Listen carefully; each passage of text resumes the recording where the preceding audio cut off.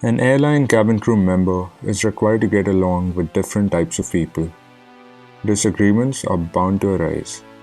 To succeed at work, you must be able to deal with conflicts professionally. Preparing a few good examples of conflicts you've dealt with in the past is the key to answering conflict resolution questions.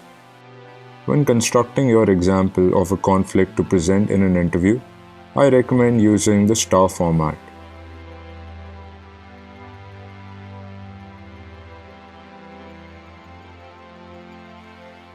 First, identify and describe as concisely as possible the problem. Then, discuss the approach you took to addressing it.